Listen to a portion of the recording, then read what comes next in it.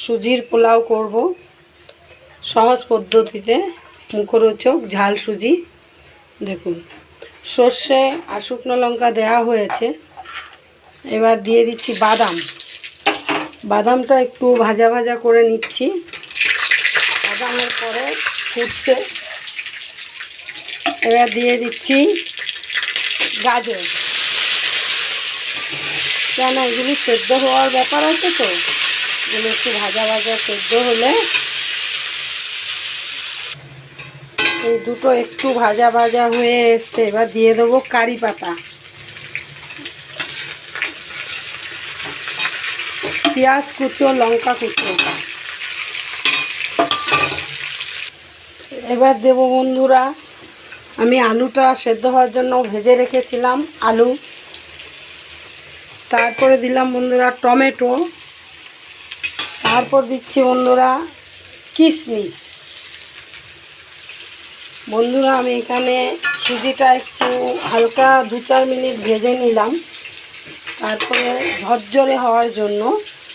এবার আমি দিয়ে দিলাম একটু আদা কুচো, হালকা করে একটু হলুদ, স্বাদ মতো নুন।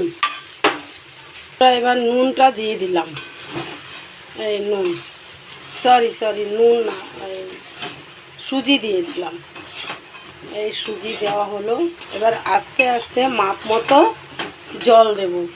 যেহেতু এখানে 400 গ্রাম সুজি আছে, 800 গ্রাম জল দেবো। জলটা একসাথে দেবো না, আস্তে আস্তে দেবো। বন্ধুরা আপনারা প্রয়োজন মতো চিনি দেবেন, যে যেমন খাবেন। আর লেবুর রস দিতে পারেন, আমি দিচ্ছি তেঁতুলের জল, এটা টকটা আমাদের ভালো লাগে। বন্ধুরা হয়ে গেছে, দেখুন সুন্দর ঝরঝরে হয়ে গেছে, একদম পুরো সব ঠিক আছে। এবার একটু ঘি দিয়ে দেবো।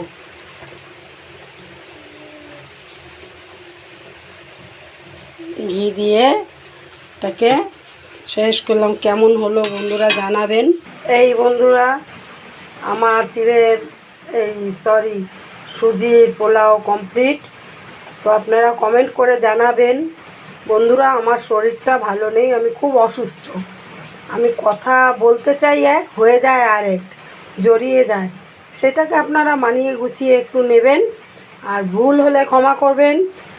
অবশ্যই আমাকে কমেন্টে সব কিছু জানাবেন। Tata bye. এই সন্ধ্যে